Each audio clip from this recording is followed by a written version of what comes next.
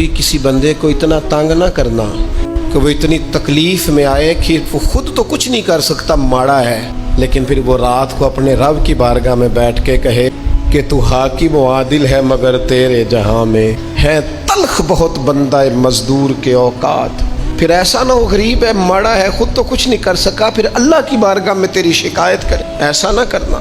मेरे नबी पाक अलैहिस्सलाम के दरवेश सहाबी थे हज़रत सईद बिन ज़ैद रदी अल्लाह ताला अन्हु, फ़कीर फाका मस्त, हज़रत उमर रदी अल्लाह ताला अन्हु के करीबियों में से थे। एक औरत ने इल्ज़ाम लगा दिया ज़मीन के कब्ज़े का। मैं कैसे आपसे कहूँ कि जब लोग किसी ऐसे शख्स पर जिसने ज़िंदगी सारी दयानतदारी से गुजारी हो, लोग इल्ज़ाम लगाते हैं ना, तो ये भी नहीं सोचते हम बात किसके बारे में कर रहे हैं। खुली हुई ज़ुबान होती है, जो मर्जी कह देते हैं। हज़रत सईद इब्न ज़ैद पर इल्ज़ाम लगा दिया।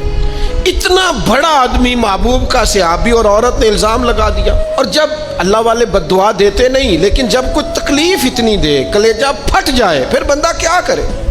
वही बात कि अब वो कुछ कह नहीं सकते थे, एक औरत पर किस तरह कोई बात हो सकती थी। दोनों हाथ अल्लाह की बारगाह में उठाए, ये सही हदीस में मौजूद। दोनों हाथ अल्लाह के हुजूर उठा के अर्ज करने लगे, मालिक अगर ये औरत झूठी है ना तो फिर इसे अंधा कर दे और इसकी कब्र इसके घर में बना दे।